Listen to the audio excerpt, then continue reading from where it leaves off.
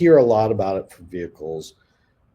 I do, once again, not to sound like humbug guy, but like, Right. trust me, as the guy making this, there's not as many people as you remember, and you got to have a lot. And like that Sky Striker, like if we could get to numbers even remotely close to Sky Striker, we'd be making vehicles all day. But Yeah. I don't know. I would like to get there, but we also don't have Hasbro's Gravity, Right. and there's a certain level of that. But there's a couple that we've identified as maybe opportunities. Beforehand, the hardest part is what hasn't been made, Right. what hasn't been done. So I think that there's 2 reasonably sized, medium sized vehicles, maybe 3 that haven't been made. The question is, do people want them? Right. I think one of them we could really get away with, and I feel Yeah. pretty good about, but that would probably lead into more 27. So I think in 26, we've got one, to use a term from another collecting line, we've got a mini rig to come out, right? Nice. So we're working on something there. I think when it gets announced, people will be like, oh, I expected that. Okay. But then the one for 27. Can you describe the shape of it, the color, what figure it comes with? I think I've given you more than enough for you to run some special breaking news on already. Oh, amazing. And let's see how the fandom reacts to that vehicle. And if it's strong enough, then we can really lay into other vehicles. It's just that the hardest part for anybody when they complain about pricing or they complain about anything else, it's overcoming all your tooling costs, your engineering, your tooling costs, all the stuff that goes into it. That's the hardest part. Yeah.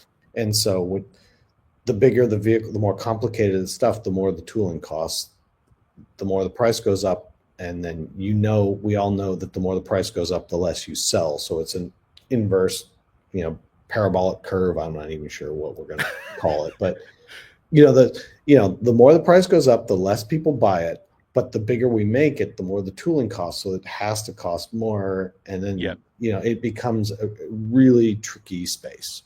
No, I totally understand. And I think that there's a small group of people that would buy every vehicle without, hands down, but are there enough of them?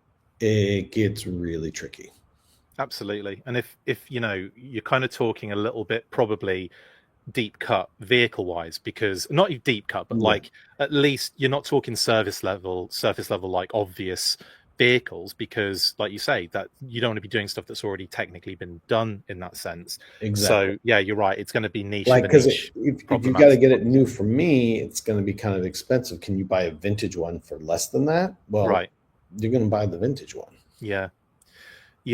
Unless it's something that breaks constantly out of the box, like a Defiant. Can you do a Defiant for us and a killer whale? Can you just make the really big stuff? Can you just make the biggest things possible? Well, speaking about that, and I do want to kind of just gently caress this question a little bit, but has there been any thought about possibly trying to redo or reintroduce that Mothership campaign? Is it like one of those things where maybe this is not the time for that because of like the economic climate and things like that?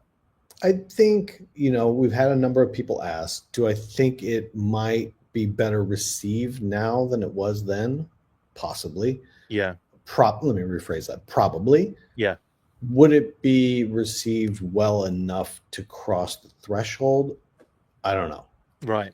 And we've been playing with some ideas around how we might suss out some of that information. Because the hardest part about doing something like that is you're still spending all the money sculpting, developing, outputting, photographing, marketing. It's a lot of people's time, money that gets spent into that. So you spend all that time to get something out there. And if it doesn't fund, you actually lose quite a bit of time and money. Yeah. And so you don't want to do that. But how do you get ideas in front of people in a way that allows people to say yes or no in a cost-effective manner? So I've got some goofy ideas on that. It's no different than the Dungeons and Dragons people that want to finish the team. Right. And it's like, I want to finish the team for you. We've got most of them sculpted even, but are there enough people? How do I find out if there's enough people? Like, we have to make this still work. Yeah.